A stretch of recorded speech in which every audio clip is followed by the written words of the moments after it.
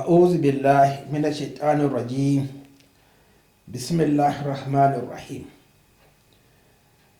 There was a very interesting question thrown to Sheikh Fawzans yesterday on the apparent enjoyment of this world by, the division. Practically those people in the West and the East. It was referred to them, but I don't think the verse actually refers to them because we have nothing to do with them. They are people of the book. If we were true Muslims, we must judge them by their book. And their book is certainly the Sunna of Rasulullah sallallahu alaihi wasallam. Because the Sharia was built on the behavior of the people of the book, the levies in Medina. We cannot deny that or this reality. Whoever denies it, he doesn't know it, and he may be arrogant to accept the Sunnah from somebody of different color, of different tribe, and from different area. But professionally, he is intelligent to understand the Sunnah because there is nothing in the world that does not lead you to understanding the Sunnah of Rasulullah sallallahu alaihi wasallam and enter paradise. Now, Sheikh was quoted an verse 44. فلما نسوا ما ذكروا به فتحنا عليهم أبواب كل شيء حتى إذا فرحوا بما أوتوا أخذناهم بغتة فإذا هم مبلسون. فتحنا عليهم أبواب كل شيء is true. But I didn't stay with them. I was not there. So even today, you cannot refer the verse directly to those actually we compare, we regard as extremely wealthy. Now, من كان يريد الحياة الدنيا وزينتها نوفي إليهم أعمالهم فيها وهم فيها لا يبخسون أولئك الذين ليس لهم في الآخرة إلا النار وهبط ما صنعوا فيها وباطل ما كانوا يعملون. Now, this is the verse that, according to Shankiti, as I mentioned in Al-Isra, verse 19, differentiated. Now, this particular verse, which is more relevant, is explained by him that Allah subhanahu wa ta'ala does not restrict enjoyment in this world only with the followers of Rasulullah sallallahu alayhi wa sallam. But al-amal salihata la tanfa'u illa ma'al iman billahi subhanahu wa ta'ala. This is the distinction.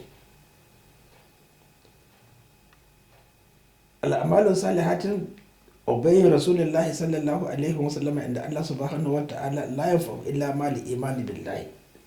That is its value. But the value in this world is common. You see, there are 100 what they say, beautiful things about Allah subhanahu wa ta'ala. He gave us 99 in this world. But the 99 in this world is common to everybody. There's no distinction. But only one will be enjoyed in the hereafter for those actually who enter the paradise. So, here Allah subhanahu wa ta'ala is referring to those 99. He promised to give everybody in this world. But he reserved 1% for those actually in paradise. So that is the distinction. Those who are enjoying the West and the East, or even definitely they are more wealthier than us. But if we dig further, the wealth is actually coming from the Muslim countries. So ومفهوم هذه الآية أن الغير المؤمنين إذا أطاع الله بإخلاص لا ينفعه ذلك لفقد شرط القبول الذي هو إيمان بالله جل وعلا.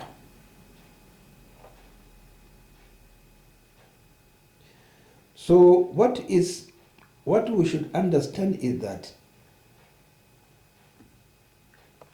إن الأمل الكافر الذي يتقرب به إلى الله يجازي به في الدنيا.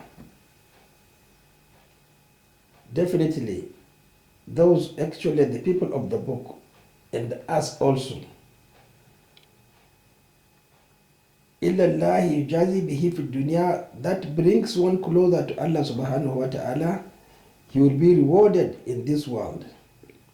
وَلَا حَظَّ لَهُ مِنْهُ فِي الْآخِرَةِ, and he has no portion of that 1% reserved for those actually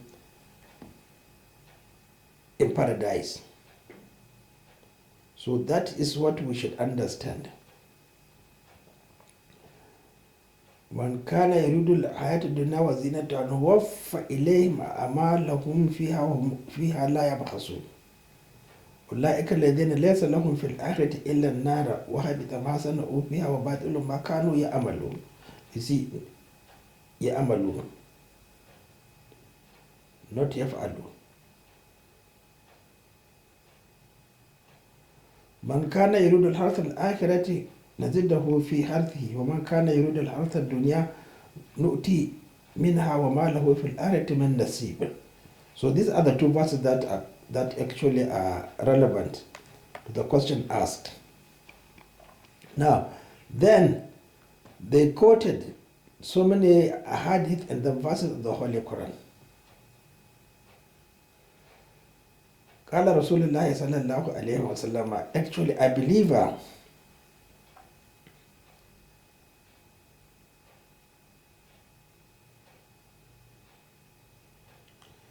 does not actually restrict.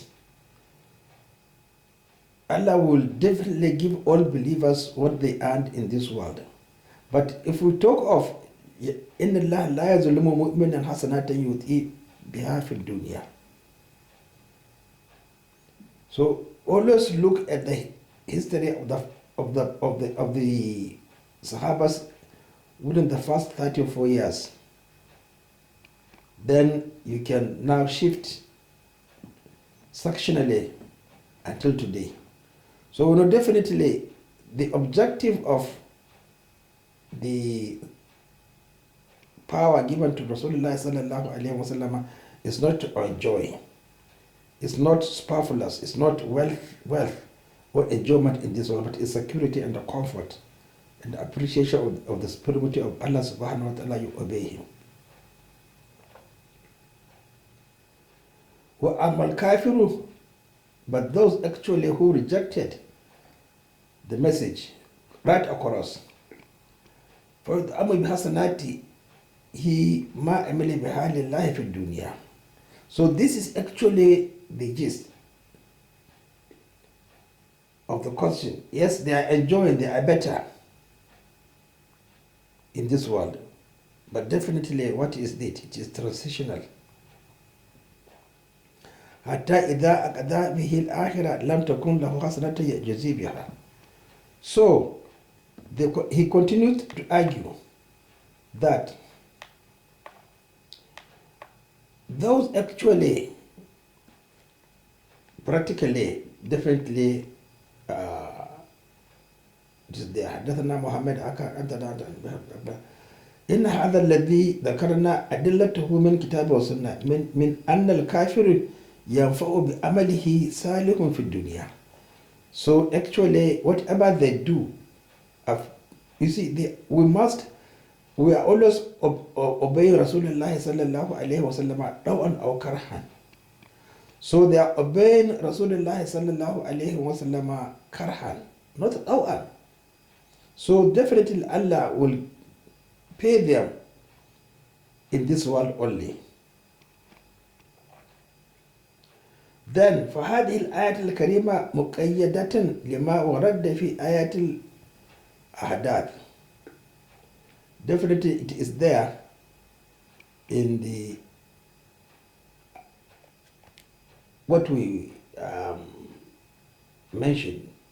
Kabir walidaini. You see, they look after their relations and the parents. Wasilat al-rahma. Definitely they are good in philanthropy. Wa ikram al-dayf. Honoring their visitors. Wal jar and their neighbors. What tanfis anil makrub. Actually they relieve through their philanthropy. Look at how much they are spending. Anil makrub. وَنَحَوْ ذَلِكَ. So look at all these. I don't need to mention names. كله مقيدا بمشيئة الله تعالى. Exactly, it is the path of Allah subhanahu wa ta'ala.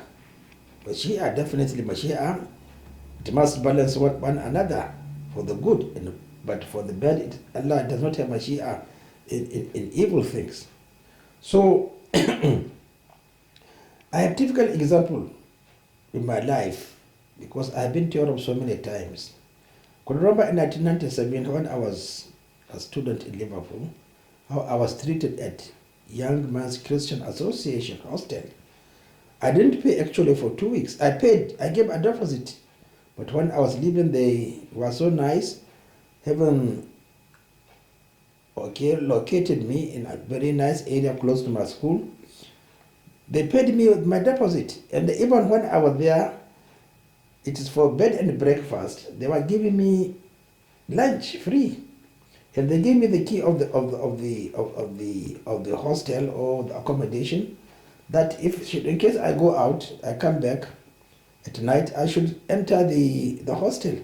While anybody who comes after 10 o'clock, he has to sleep somewhere else. So look at this. 10 fees. And I went to, what is it called, Johns Hopkins University, Hawaii. I just asked the providers, do we have a mosque here on Friday? Yes, we have. Around 11 o'clock, my name was called. I said, here I am. They said, okay, there is a bus waiting for you to take you to the mosque. Look at this. And then the last one, I think, was 2015 or 2016.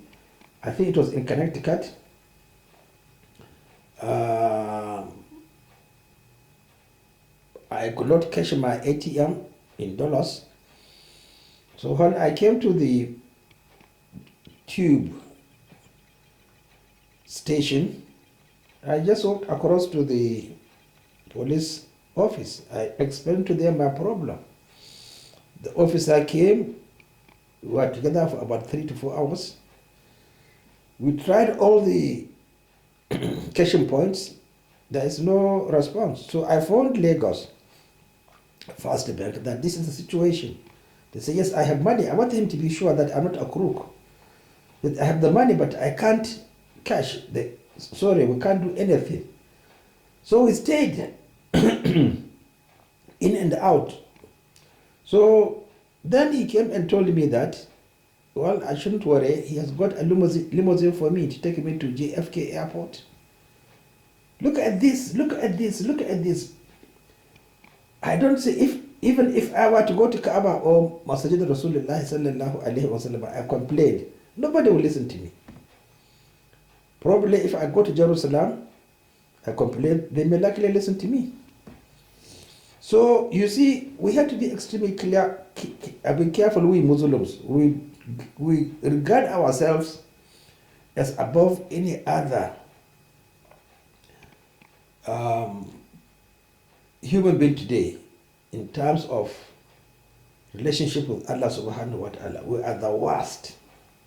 There's nothing positive on anyone who calls himself a Muslim, but at the same time disregarding Rasulullah sallallahu alayhi wa sallam. what is happening today in all the Muslim world or in the world is caused by the Muslim Umma, because they have, you see, critically, squarely refused to abide by the injunctions of Allah subhanahu wa ta'ala. And they have forgotten the 40 years of wilderness by our brothers, the first experience. They taught us that we must be extremely careful and obey Allah subhanahu wa ta'ala. All the history of the children of Israel, 1,400 and almost 50 years, it has nothing, has no connection with the activities and the faith of the Muslim Ummah.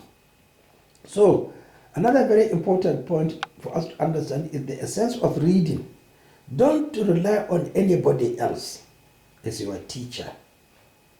You must learn this Arabic language and use your wealth to understand Islam. That is the basis of the caliphate. The caliphate does not actually agree with only 0.1%, in fact 0. Because if we look at the manner we observe our obligatory prayers, it is 0. There's nothing to be proud of that you are a Muslim if you don't observe your obligatory prayers according to the Sunna of Rasulullah sallallahu alaihi wasallam. You may be sidelined in the administration, in relevant affairs of the Muslim Ummah, but you can't be sidelined and obey Rasulullah sallallahu alaihi wasallam. I'm just reading the hadith of one of the Sahabas, I think Abu Musa al-Ash'ari or somebody of that nature, between him and Abu Huraira. When Abu Huraira was left, I don't know why they narrated that particular hadith. Abu Musa al-Ash'ari came and observed the obligatory prayer. They commented the followers that, look, your prayer is different from us. He said, yes, I will never pray except in the manner Rasulullah sallallahu alaihi wasallam prayed. And Abu Musa died 74 after Hijrah. So look at the period. But what are we doing here? Nobody is interested in observing the obligatory prayers according to the Sunnah. So what I'm trying to point out is that this question of caliphate, please forget about it. Because caliphate is meant for correction. And nobody is corrected today. I'm not saying that, I'm sure even if you tell Fawzans, oh, we had this from a black man called Mustafa, he will say, that is his own opinion. But I relied on what Allah gave me, the power to discriminate and to choose the best. So my brothers, please, let us forget whatever we are doing in the Twitter. It is leading us to nothing, no success. We can't win. We can't revert to those periods of glory we are dreaming of, the first 34 years, and then exemplified by the 3 years of Umar ibn Abdul Aziz, unless we establish the Sunnah according to the practice of Rasulullah sallallahu alaihi wasallam is our way of life. And the first point of entry is the obligatory prayers. Please let us do it. Stop innovation. Assalamu alaikum.